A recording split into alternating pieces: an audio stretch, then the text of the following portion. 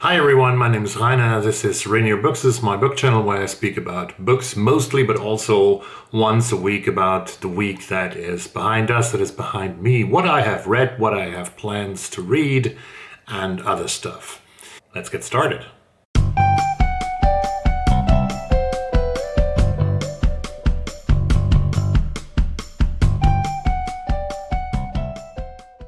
Well, folks, I had a very good reading of Michelle Good's novel Five Little Indians that I finished, I think last Sunday, or was it Monday, about the residential school system in Canada. Five people who have survived the school system and who then come out onto the streets of Vancouver in British Columbia and who have more or less complicated lives after that, suffering from the memories of the residential school system. I did a single review about that book, so that can be found in the, well, you can find it actually here up there with a link. And you can click on that and see the review of Michelle Good's novel. The second book that I tried to read, according to my plan, 15 novels, 15 books that I want to read until the year of 2020 is over, one book per week, was Brian Taylor's Real Life. And it is here, but I DNF'd it. Almost exactly like Sean the Book Maniac. Sean the Book Maniac, put a link down below to his weekly wrap-up. I think he wrote on Twitter or in Goodreads that he finished the book after 1/3. I had, I think, 120 pages in. I said, no, I'm not going to continue reading that book. It wasn't just my piece of cake. I know that many and most of you have raved so incredibly much about this novel that are probably going to lose a lot of subscribers, a lot of friends tonight. But I just have to tell you the truth. I didn't like it. This is about Wallace, a gay black American graduate student at a Midwestern university who is actually from Alabama, and the bunch of people he is, not his friends, but the people he is hanging out with very often, about relationships between those people, about lab work,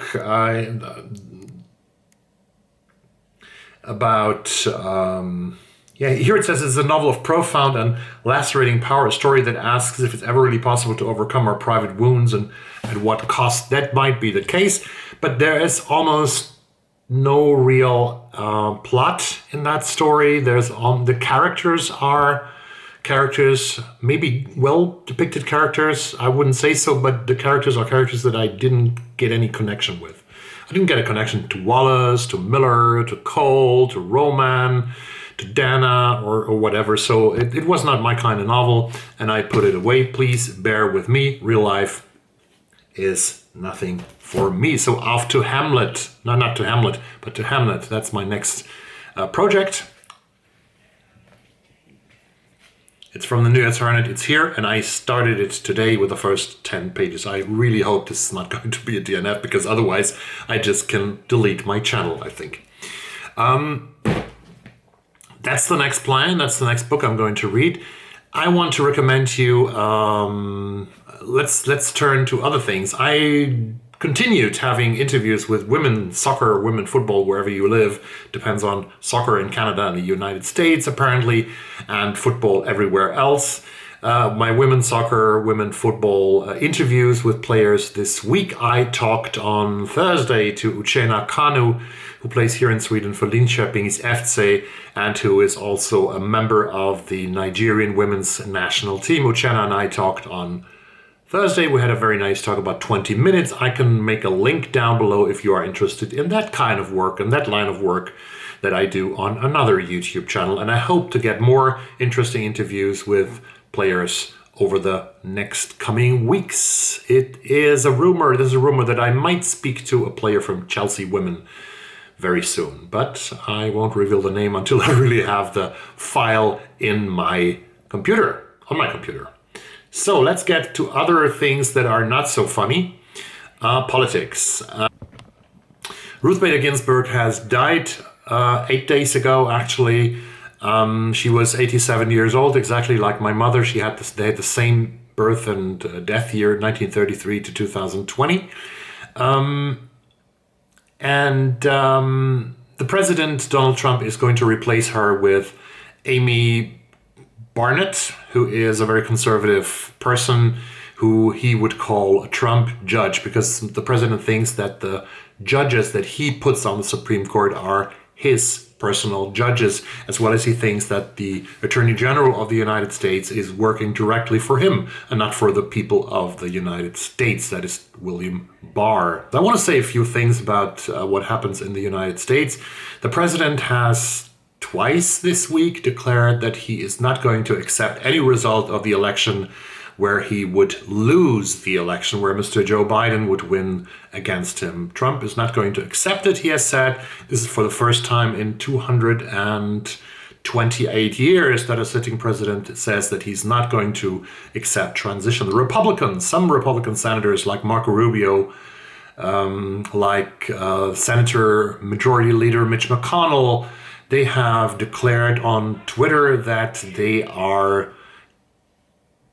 there will be a normal transition like 228 years ago from 228 years onwards, but I'm not so sure because the word of those people has not been worth a lot of dollars over the past couple of years. And they have said things that they have changed over time, and they change their mind all the time. So what happens if Joe Biden wins? Donald Trump is going to refuse to leave the White House. That is what's going to happen. I can tell you that. If he wins, everything is beautiful. Then he will continue for 4 more years, 4 dangerous years for the United States. Because I think the country is really moving in towards an autocracy, into a dictatorship, into the worst that nobody ever could have imagined 10 years ago or 12 years ago, that this could happen in the United States. But the country is so divided. There are about 60 million people who are going to vote for the sitting president, who are willingly going into an autocracy, because the picture that Trump has drawn over the opponents and about the enemy of the people, the media, that's a word, that's an expression that Joseph Stalin, one of the most horrible dictators of the 20th century, has coined. The enemy of the people is the media. The picture that Trump has created about the opponent, about the Democrats, is a picture that the Democrats are going to abolish God. They are going to abolish the suburbs. They are going to continue teaching history in American schools where American children are indoctrinated to hate their own country.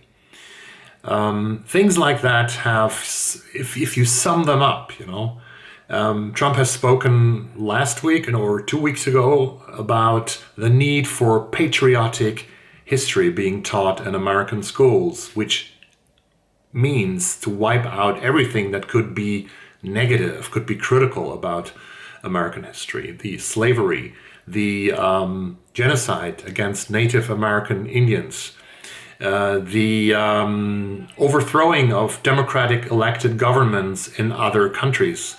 I give you Chile as one example only, or the killing of people in other countries in the name of democracy. All that is not patriotic education. This is going to lead to that children hate their own country. This is going to be wiped out. This is really crazy because I, as a German, think that we were educated in Germany after the Second World War, which has been a horrible thing that Germany did to the world and to millions of people. 55 million people died in the Second World War. 6 million Jews were murdered by the Nazis. And after the World War, we didn't wipe that history out. We learned it. We learned it in order to prevent it for the future, to lead us in a better Germany, in a democratic Germany that would respect the rights of other people, the opinions of other people, and the human rights of other people. So we learned about the flaws, the big flaws of our history, and that has been very important to me and to my generation, at least, who have led academic studies, at least, to be critical human beings who always look for more than just one source of the news, 2 or 3 or 4 sources if possible, to really get a picture of what happens in the world. we were sort of educated to be very critical about alternative facts. And we were brought up not to hate our country in Germany, but we were brought up to develop a healthy relationship to our country. So we never became the same kind of glowing patriots that a lot of Americans are, that a lot of Norwegians are, a lot of French are. We always had a very healthy, I would call it healthy relationship to our own country, and we never believed in that our people were exceptional. Because Hitler, he believed that Germans were exceptional and that everybody else was subhuman, and then he could treat everybody else like subhumans. It was the us, the versus the them. That was what happened during the Nazi regime. And what happens now in the United States is there already has been created a notion of us versus them, about an enemy that is so cruel that's going to ruin everything that the country stands for. Abolish the suburbs, abolish God. Can you believe that? Abolish guns.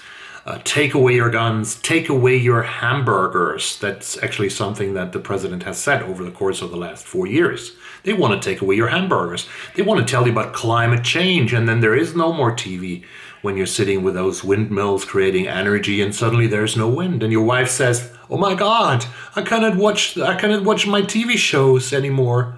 And you say, "Well, darling, there is no more wind energy out there. The windmills are standing still."